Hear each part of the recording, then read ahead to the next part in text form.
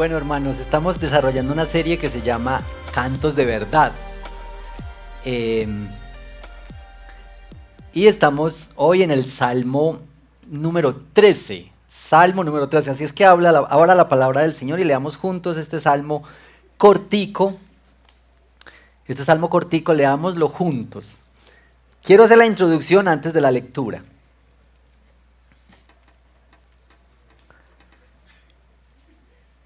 Una introducción antes de la lectura.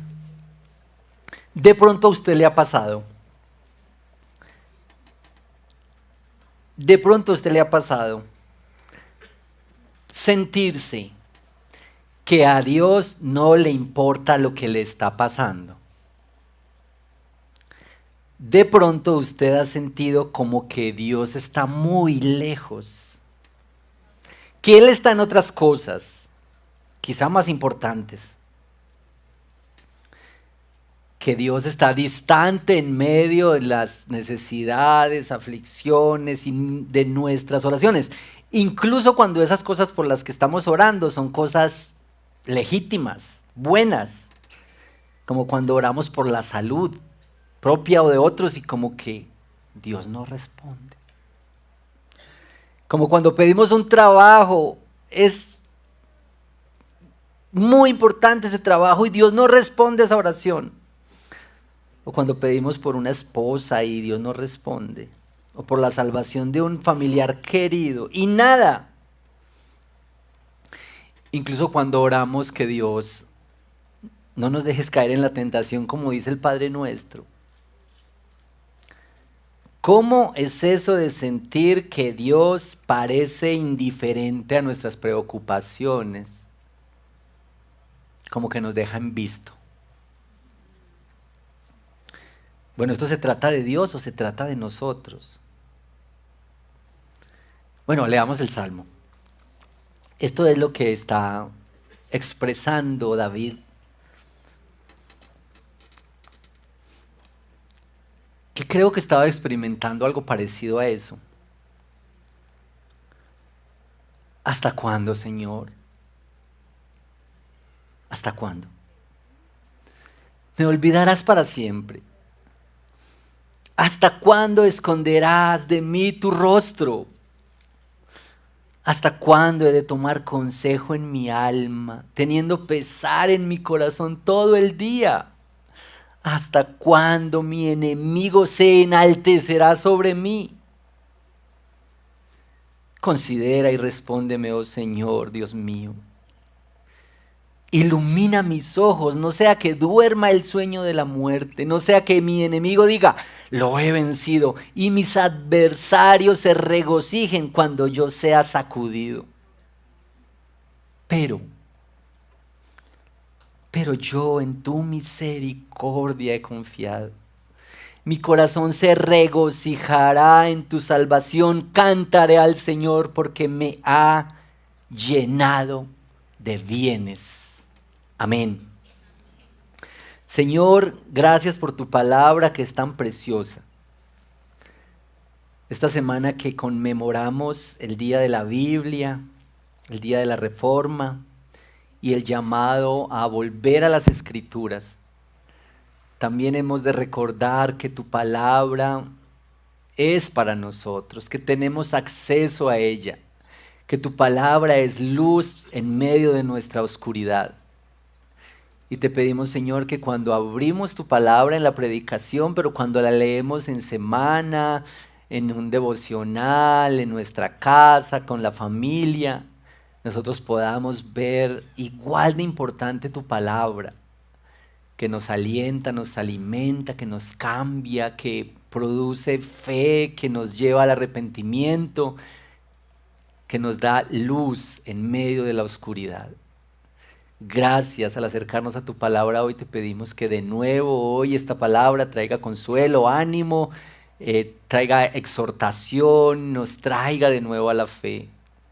Te lo pedimos, oh Señor, en el nombre de Cristo Jesús. Amén. Bueno, como les decía, la serie se llama Cantos de Verdad y estamos predicando algunos de los salmos pensando en que Dios el Señor está cerca de todos los que lo invocan y de los que lo invocan de verdad. Yo aquí puse una notica al lado de ese versículo que está en el Salmo 145, 18. Eso es Salmo 145, 18. El Señor está cerca de todos los que lo invocan, de todos los que lo invocan en verdad. Y puse esta notica para decirles, asegúrate de estar entre estos. Bueno, vamos a mirar este salmo que es muy corto, como les digo, solo 6 versículos con este título. ¿Cómo invocar a Dios en la aflicción? Ahí está. ¿Cómo invocar a Dios en medio de la aflicción? Vamos a ver qué es lo que nos muestra el salmista con esta experiencia. Vamos a ver estos 6 versículos en 3 divisiones. Y vamos a hacer un poco de observación al texto, que es como deberíamos hacer cuando nos acercamos a la Biblia y tenemos tiempito para la palabra del Señor, tomamos tiempo para observar y para interpretar y aplicar. Ese es un método sencillo, todos, al alcance de todos. Abre la palabra, observa, interpreta y aplica. Bueno, entonces veamos un poco esta primera parte, un poco de observación y de interpretación de estos 6 versículos. Miren por favor que estos 6 versículos, este salmo tiene una división casi natural. Todos los escritos acerca de este salmo y las predicaciones y el estudio esta semana daban estos 3 divisioncitas de este salmo, de a 2 versículos. Primera división, versículos 1 y 2. Un lamento. Un lamento. Y el lamento está con esta pregunta. ¿Hasta cuándo? 4 veces en 2 versículos. ¿Hasta cuándo? ¿Hasta cuándo? De hecho que algunos dicen que este salmo es el salmo del ¿hasta cuándo? ¿Hasta cuándo? No hay otro salmo con estas características. 2 versículos. Bueno, el salmista muestra un profundo desaliento con estas preguntas. 4, ¿hasta cuándo? Bueno, este salmo, como los salmos, ustedes los observan que hay muchos sentimientos, muchas emociones. Y dicho sea de paso, podríamos considerar como que las emociones tienen un lugar. Como que el Señor no se escandaliza con nuestras emociones. Si son de alegría o tristeza, o son de euforia, o son de dolor, de angustia. Hemos de ponerlas delante del Señor, porque el Señor las recibe. Cuando observamos estos 2 primeros versículos, podríamos decir que lo que siente el salmista es que Dios lo ha olvidado. Siente que ha perdido el favor de Dios. Incluso se nota por las palabras como que él se siente deprimido. Y también siente que los enemigos lo están venciendo. Esto es, de nuevo, un mar de emociones. Pero las emociones aquí se están expresando delante de Dios. Y también uno debería decir, ¿dónde pones tus emociones? ¿A quién le hablas de tus emociones? ¿A quién le cuentas tus preocupaciones, tus angustias, tus alegrías? ¿Dónde las pones? El salmista viene ante Dios, como que es el lugar seguro donde podemos expresar las emociones.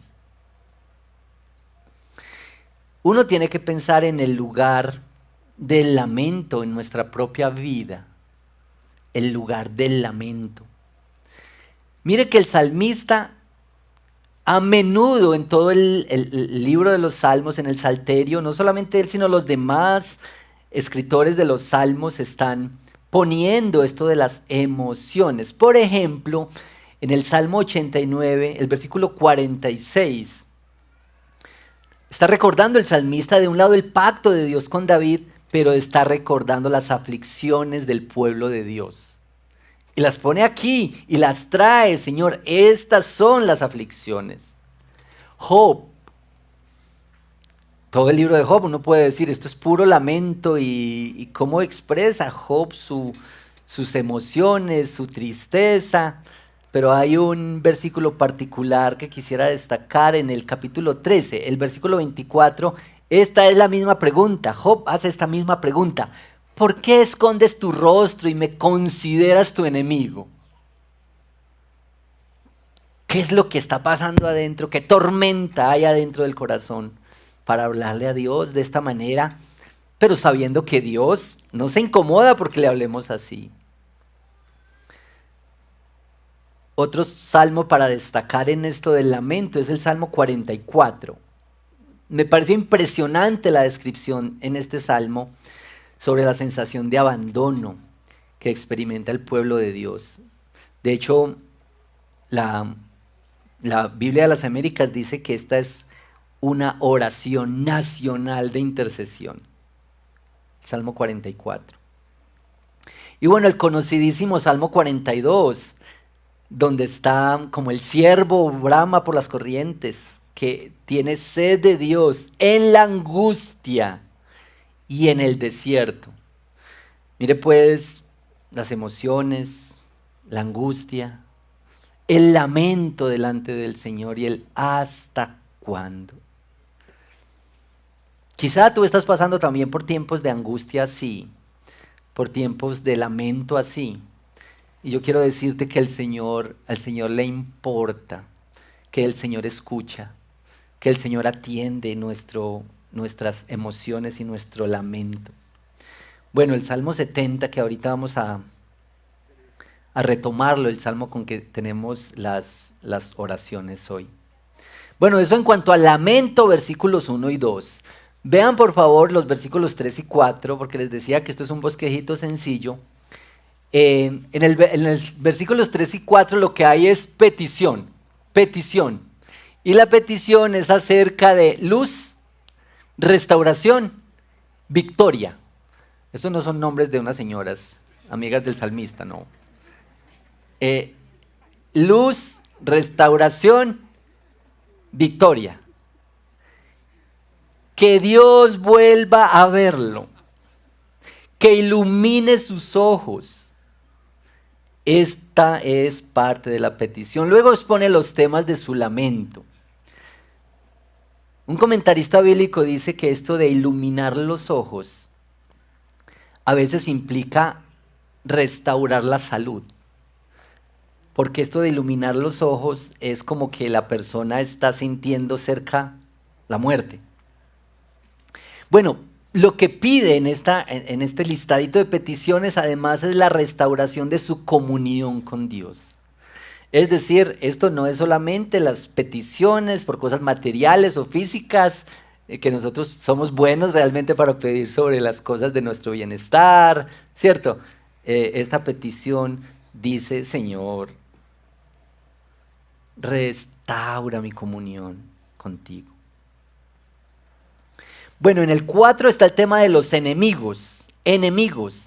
Abundan los salmos en los que el salmista pide victoria frente a los enemigos.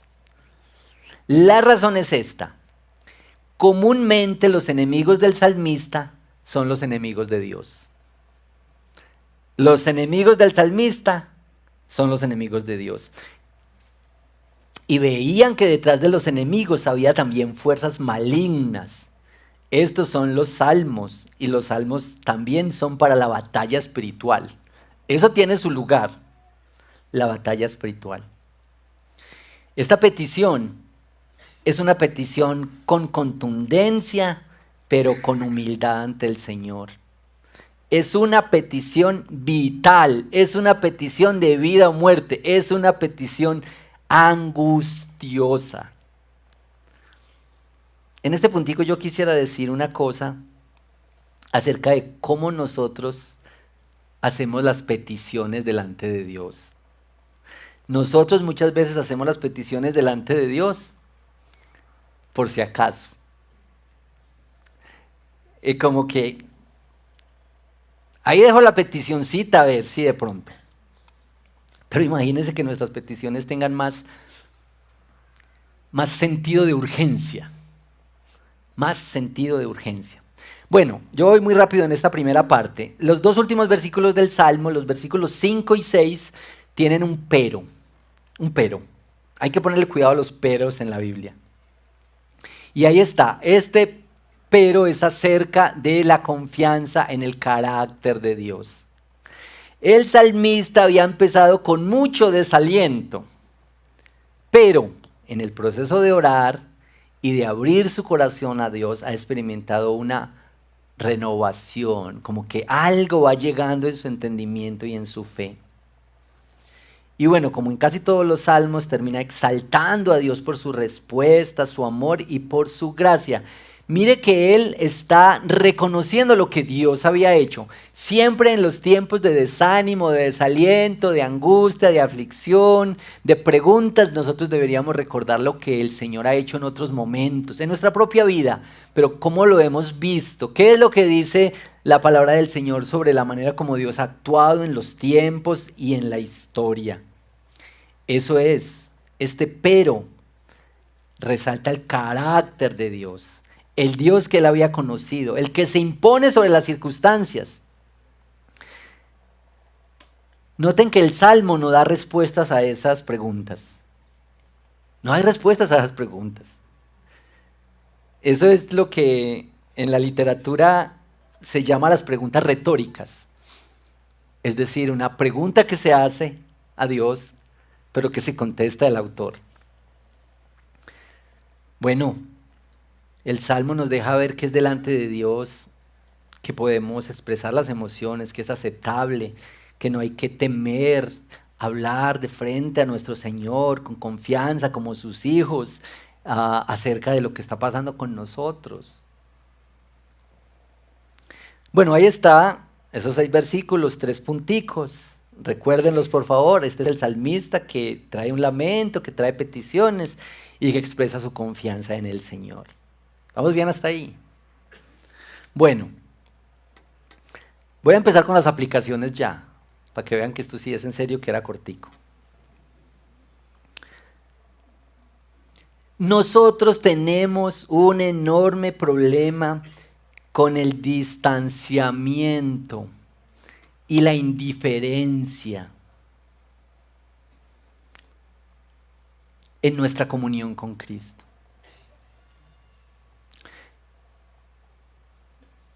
Pero Dios en Cristo provee la solución para que nosotros podamos, con la urgencia que expresa el salmista, venir delante del Señor. Mire estos 3 punticos de aplicación.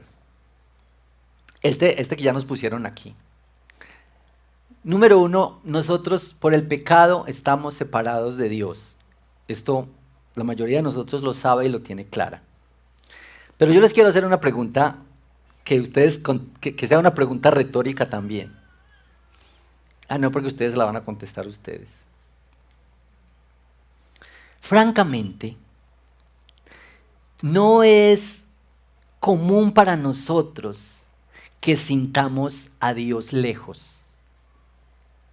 Que sintamos como que Dios nos ha olvidado. No es lo común para nosotros. Entonces uno inicialmente dice, qué bueno, qué bueno. Qué bueno que no sentimos a Dios así, tan lejos. Pero yo les voy a decir una cosa que les va a sonar rara. Qué mal. Y les voy a explicar esto. Quizá el hecho de que nosotros no sentimos la ausencia de Dios o que Dios se ha ido o que Dios no le importa o que nos ha olvidado, quizá esto refleja un problema mayor y es este. Es que aún no hemos estado tan cerca del Señor como para extrañarlo. No hemos estado tan cerca del Señor como para extrañarlo. El pecado nos ha enceguecido, nos ha separado de Dios, pero quizá nosotros todavía nos sentimos muy lejos de Dios. Por el pecado estamos separados de Dios, pero ¿saben qué, mis hermanos y mis amigos? esto debería afligirnos. Esto debería ser una aflicción profunda para nosotros. Cuando miras hacia tu corazón y dices, hay mucha indiferencia. Realmente no me importa si Dios contesta mi oración o no. Realmente no me importa si puedo hablar con Él hoy o no. Realmente no me importa si estoy haciendo su voluntad o estoy haciendo la mía. Nuestra comunión con el Señor, muchas veces el nivel de nuestra comunión con el Señor lo que refleja es cierta indiferencia. Les voy a poner esta ilustración, respetuosa ilustración. Es el hijo que ha gustado de una profunda intimidad con su padre, el que extraña que se le está demorando. Es el hijo que ha sido abrazado por su papá, que siente su palpitar, que extraña que no ha ido a recogerlo a la escuela. Es el hijo que ha sido abrazado y amado, el que se ha relacionado con su papá, con ese papá amoroso que ama a su mamá, quien logra extrañar la ausencia de él. No es el huérfano, el que creció y que ni siquiera conoció a su papá. Todavía sigue con unas necesidades en su corazón. Pero si es de ese papá que, como le dicen a los niños, puso la semillita y ya. Ese muchacho no extraña tanto al papá. Dios proveyó otras figuras paternas, Dios proveyó, tal vez. Dios es generoso y bondadoso y amoroso, Él es suficiente. Pero lo que quiero decir aquí con esto es que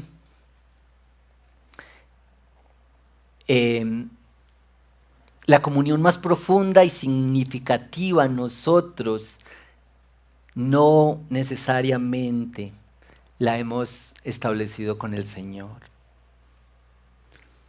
Es que nosotros hemos establecido nuestra comunión y nuestra conexión de nuestra alma, quizá con otras cosas, con actividades, con personas, con hábitos. Y nosotros decimos de esas cosas, sin eso no puedo vivir. De eso sí decimos, si no tengo eso, si se me acaba eso, si no está eso, yo no puedo vivir sin eso.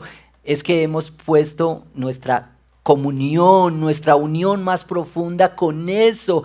Y hermanos, esto puede ser muy difícil de asimilar para nosotros, pero permítame decirlo con respeto. Para muchos de nosotros Dios ha resultado como un comodín que nos sirve para resolver, para aliviarnos, para sacarnos de apuros. Y tal vez la palabra indiferencia describe mejor nuestra relación con Dios. Si Dios lo hace, está bien. Si Dios me ayuda, está bien. Si Dios no me responde, yo ahí seguiré. Si Dios no responde esas oraciones, yo puedo. El salmista nos ilustra otro nivel en la relación con Dios. Ahora uno dice aquí, es que yo no soy ese salmista, eso fue David. Noten por favor que el salmo se expresa en términos de uno que se refiere a Dios como Señor. Y arranca con las preguntas de una vez, ¿hasta cuándo, oh Señor? Hermanos, digamos la verdad sobre esto. A nosotros nos cuesta ver a Dios como Señor. A nosotros nos cuesta ver a Dios como Señor. Nosotros celebramos que Él nos haya salvado, nos haya rescatado y nos dé tantas cosas y provea para nosotros y conteste nuestras oraciones y nos ayude en lo que nosotros necesitamos, pero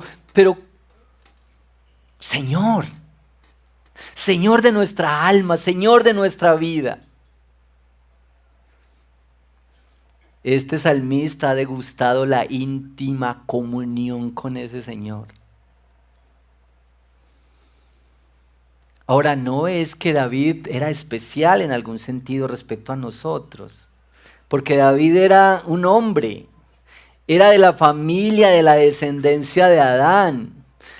Es aquel que pecó, es aquel que se ve pequeño y frágil, y es aquel que el Señor rescata y salva. Así es que en eso estamos iguales. Este es el Señor. Entonces, la primera cosa es que por el pecado nosotros estamos separados de Dios. Esto está claro, pero nosotros deberíamos afligirnos por eso.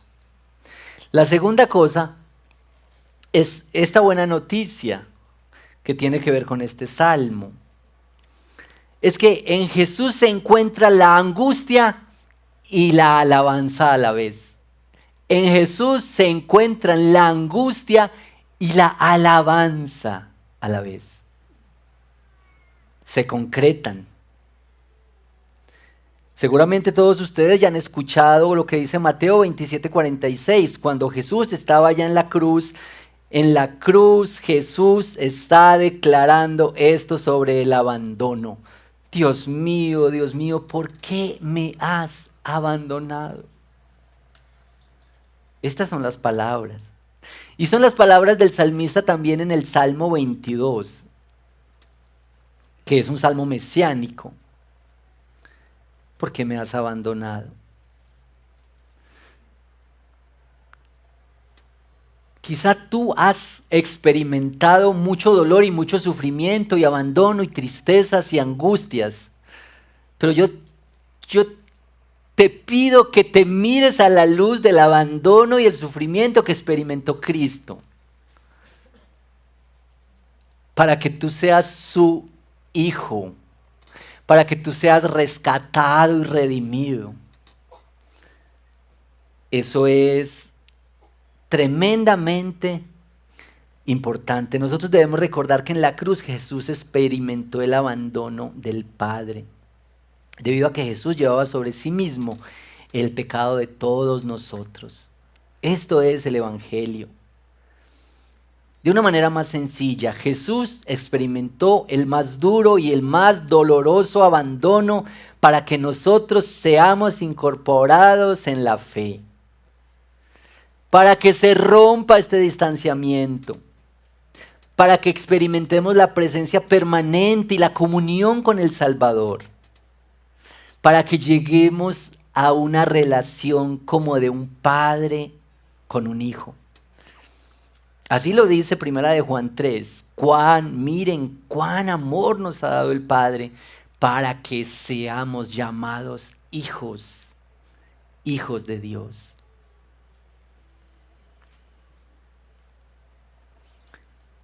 Mira que el Señor, quizá mirándonos a la cara, mirándonos frente a frente, quiere decirnos, yo lo que quiero es una comunión más profunda. Una comunión más profunda. Que no solamente tú veas a este Dios como el que te ha salvado, te ha rescatado y te da cositas que tú necesitas, sino que Él sea tu Señor, nuestro Señor, Señor y Salvador.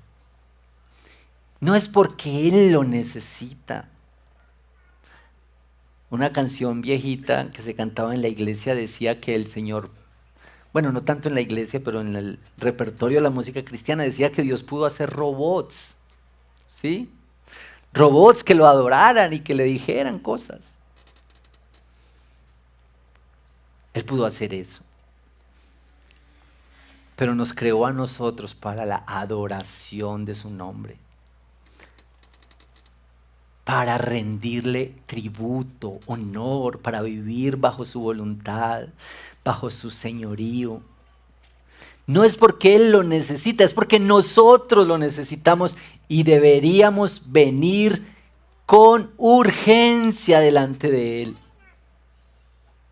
Bueno, Cristo también clamó ¿hasta cuándo?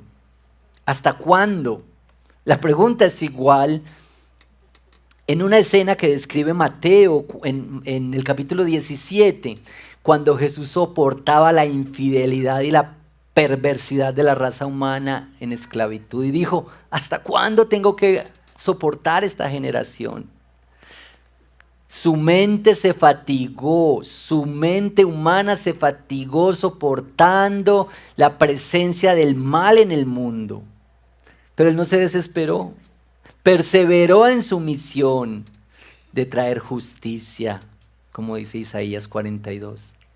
Cuanto mayor era su dolor, más se encomendó al Padre en oración.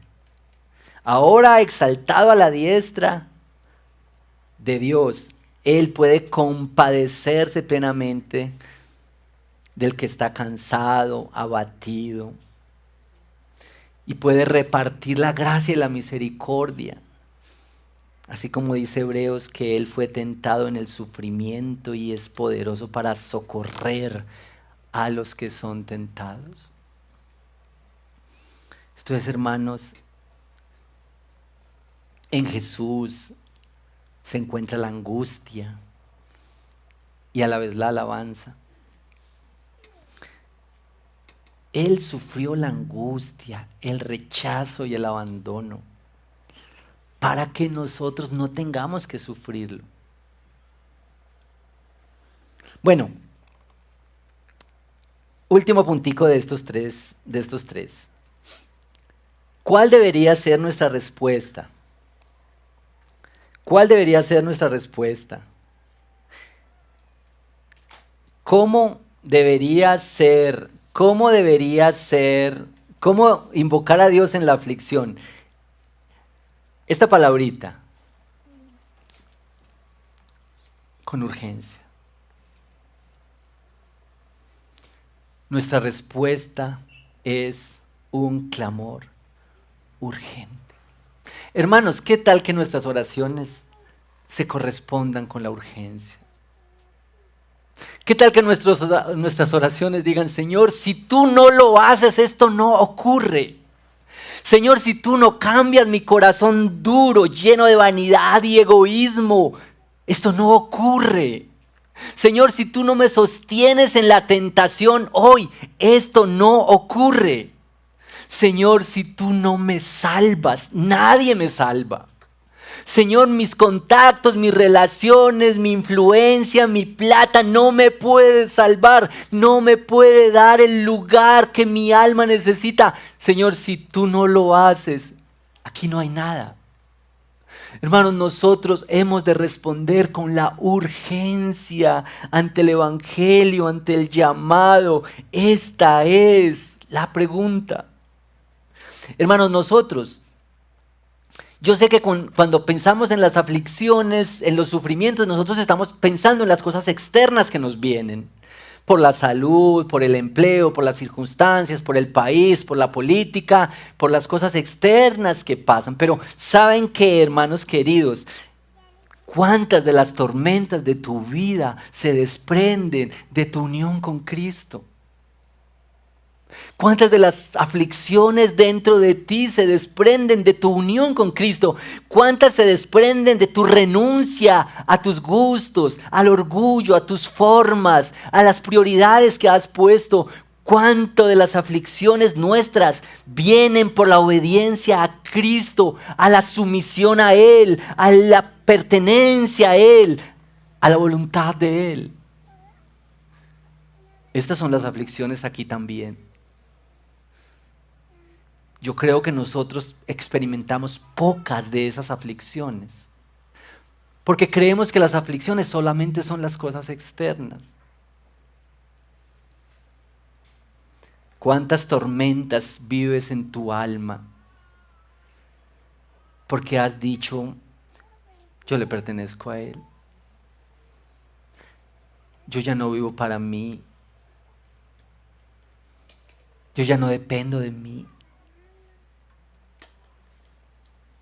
Esto es. Yo quisiera que leamos juntos el Salmo 70 que hemos tenido en las oraciones hoy. Y vamos terminando con esto.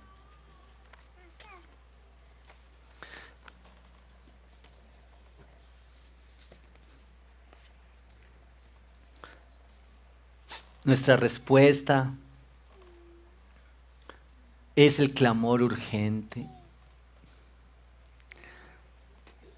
Nuestra respuesta es, hermanos, que dejemos de pensar que el Evangelio es una cosa liviana, superficial para nosotros. Dejemos de pensar que Dios está para cosas superficiales de nuestra vida.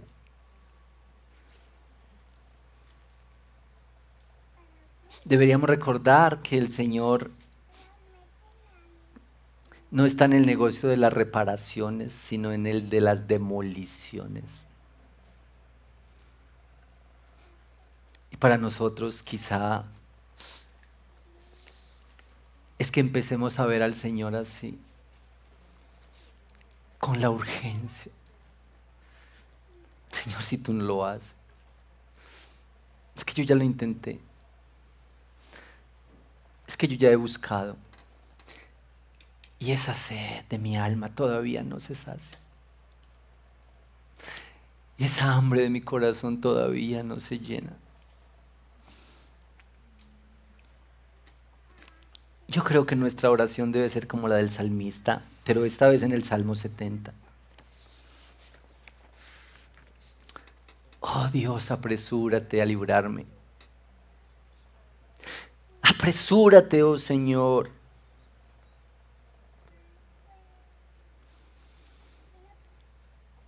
Apresúrate a socorrerme.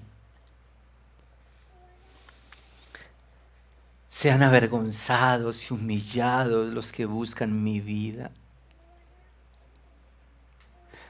Sean vueltos atrás y cubiertos de ignominia los que se complacen en mi mal. Sean vueltos atrás por causa de su vergüenza los que dicen, ajá, ajá. Regocíjense y alégrense en ti todos los que te buscan, que digan continuamente, engrandecido sea Dios, los que aman tu salvación. Pero yo estoy afligido y necesitado. Oh Dios, ven pronto a mí. Tú eres mi ayuda y mi libertador, Señor. Señor, no te tardes.